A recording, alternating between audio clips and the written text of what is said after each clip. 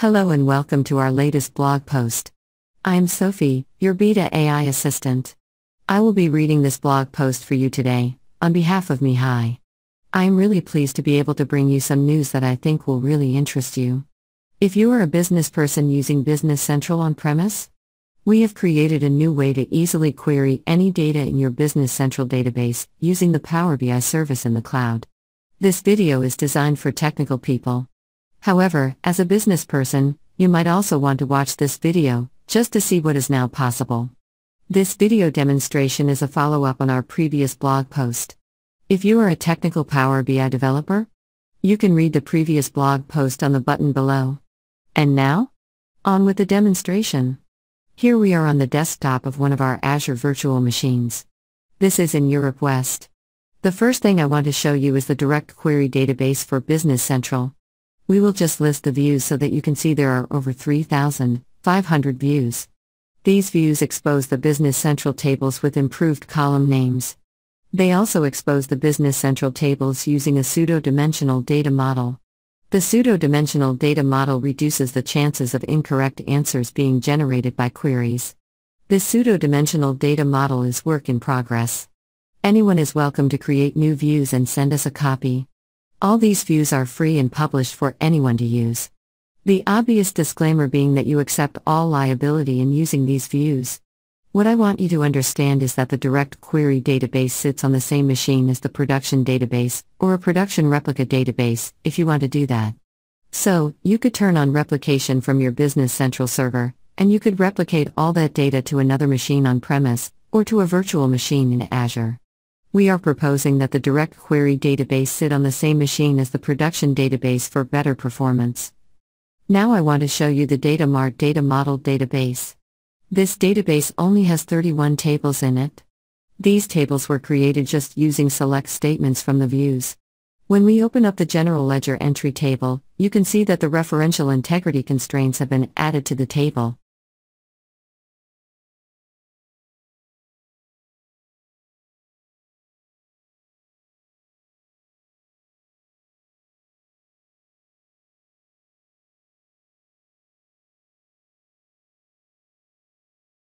When we open up any of the dimension tables, you can see that the primary key constraint has been added. As a technical SQL Server person, you will know that it is very easy to create a small test database like this. There is also test data in this test database. The main thing to point out is that this test database can be created very quickly and very simply. It can contain just the tables and columns that are required for the Power BI dashboard that is being developed. So, with that background, let us move over to Power BI desktop on this machine. Here we are in Power BI on the desktop of the Azure machine. We have done the demonstration all on just one Azure machine for simplicity. Obviously, the usual case would be that the Power BI desktop being used is not on the same machine as the Business Central database.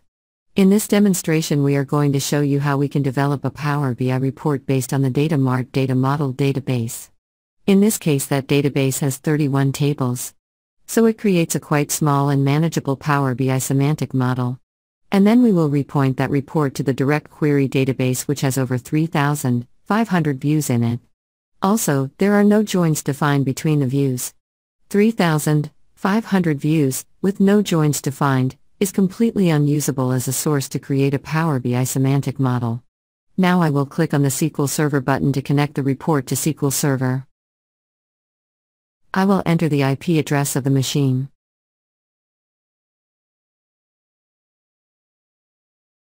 We will use direct query. I will click on OK. In the next step we have to provide credentials. Just for the sake of a simple demonstration I will use Raul Roman's credentials.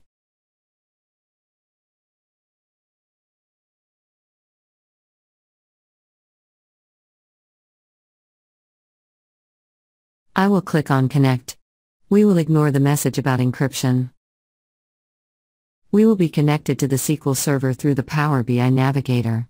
Now we will select the data model database. When we open up the data model database, we see the general ledger entry table. I will click on the general ledger entry table. I will click on Select Related Tables. You can see all the related tables are selected. This is because the referential integrity constraints are defined in the test data mart. Now I will click on Load. You will see that Power BI now reads the information schema of the database and creates the Power BI semantic model based on the test data mart. It will just take a little while, and we think it's worth you seeing exactly what it does.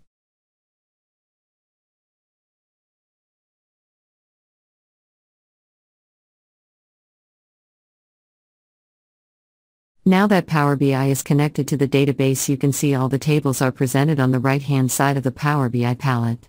Just to prove what has happened, we will go into the data model. I will just scroll around the data model a little bit, and you can see the joins were all defined from the database. You can download this database and put it on a local machine and try this for yourself. The two databases you need are on the previous blog post linked above.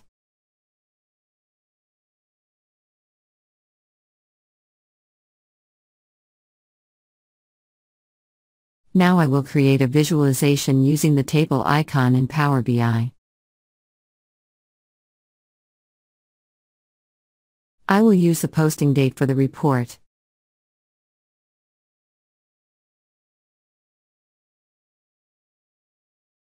The first field is going to be the year number. The second field is going to be month and year. The third field is going to be the month's short description.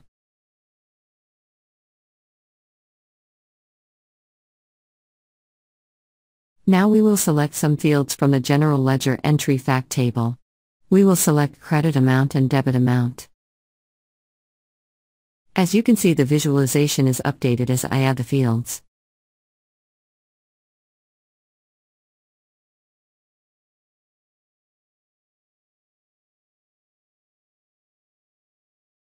Now I will increase the size of the fonts being used just to make it a little easier for you to read.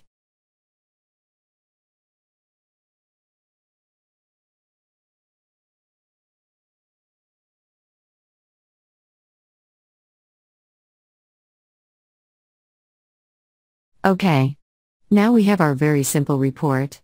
Power BI created the semantic model from the test database. It is getting the data from the test database with just 31 tables in it. Now I will save the report.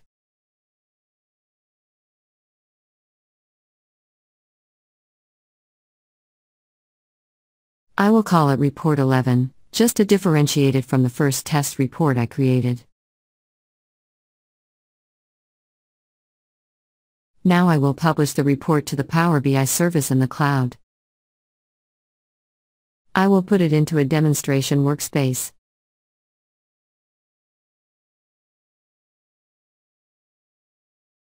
The publish operation was successful.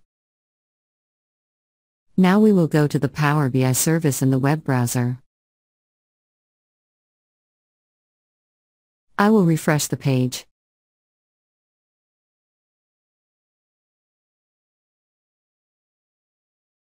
I will show you the gateway for the semantic model that was just created.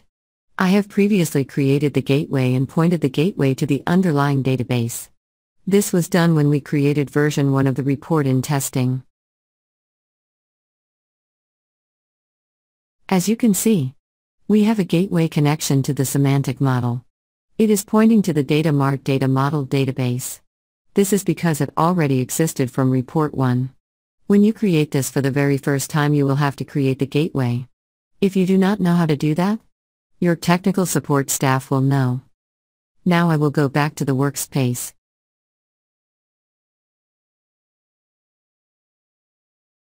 Now I will open the report in Power BI Cloud.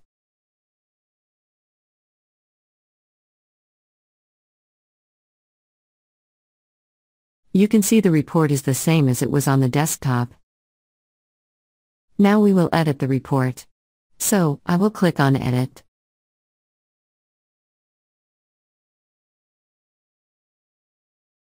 Now I will select a field from the general product posting group.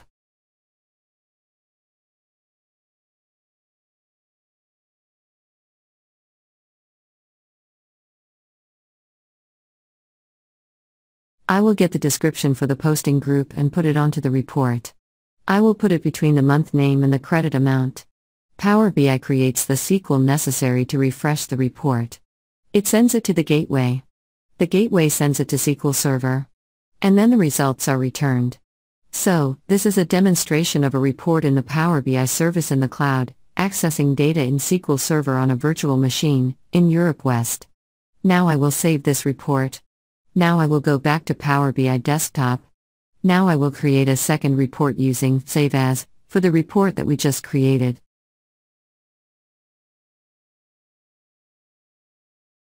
I will call this report number 12. So, now we have the exact same report, it is just a copy, and it is called Report 12. Now, I'm going to change the data source for this second report to the Direct Query database, that has more than 3,500 views in it. Also, there are no referential integrity constraints defined in the Direct Query database.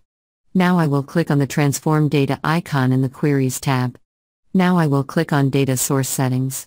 You can see the source database is the Data Mart Data Model database. Now I will click on Change Source. Now I will change the database name to be the Direct Query database.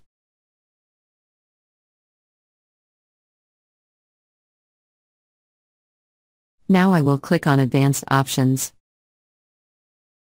Now I will click on Include Relationship column to turn the selection off. Now I will click on OK. Now I will click on Close. I will get a message to say that there are changes pending. Now I will click on Apply Changes. Now Power BI will connect to the new Direct Query database. It will validate that the tables and columns exist in this database. So, clearly, the Data Mart Data Model database must be a subset of what is in the Direct Query database. You cannot create new fields or tables in the Data Mart test database, and then repoint that data model back to the Direct Query database. As you will see, Power BI takes a little while to validate everything. Now I will save this report. Now I will publish this report to the Power BI Cloud Service. I will publish the report to the same workspace as the prior report.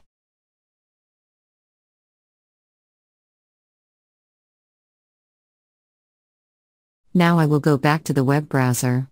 I will close the previous report. I will refresh the page.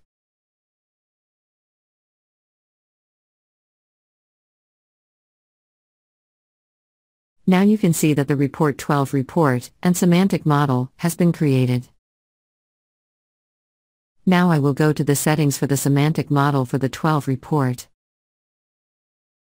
I will go to the gateway. You can see that this new report, the number 12 report, is pointing to the Direct Query database. As I mentioned, this happens automatically for the second and subsequent reports you create. For the very first report you create like this, you will have to create the gateway entry.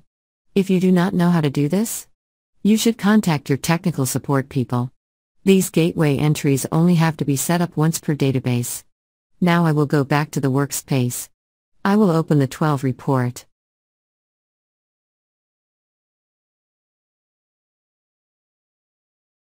Now I will click on Edit to edit the report.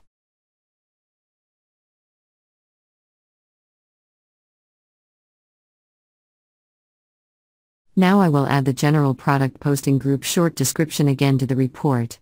I will put it between the month name short description and the credit amount.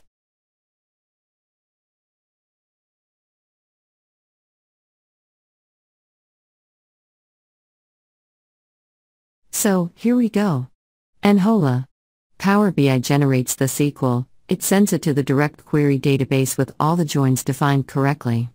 This is because the joins have been inherited from the Data Mart Data Model database. And there you have it. How to develop Power BI reports using a Data Mart Data Model test database. And then how to deploy them to a Direct Query database. In summary, I would like to summarize what I have shown you today. You have seen how to create a Power BI semantic model from scratch. This was by using a Data Mart Data Model test database specifically created to support a specific report. These test databases are very quick and easy to create. Much of the work can be made automatic. And after a while you will have a library of tables in different databases that you can copy. You saw me create a very simple report, send it to the cloud, set the gateway, and make an update to the report. This proved that the report in the cloud was able to talk directly to the database via the gateway. Then, you saw me make a copy of this report. You saw me change the connection of that semantic model to point to the direct query database. You saw Power BI validate the semantic model against the new database. You saw me save this report as Report 12, and publish this new report to the test workspace. Then you saw me change the report the same way as I changed the 11 report. And you saw that Power BI Cloud updated the report properly. On our prior post you can get the SQL trace for our testing. This shows you the process inside SQL Server, for all this reading and semantic model updating that Power BI performed during our testing. It is actually very interesting. All in all, what you have seen is a new and better way of using Power BI to directly query Business Central on-premise databases. And given that the vast majority of Business Central implementations are on-premise, this will be of interest to all those customers.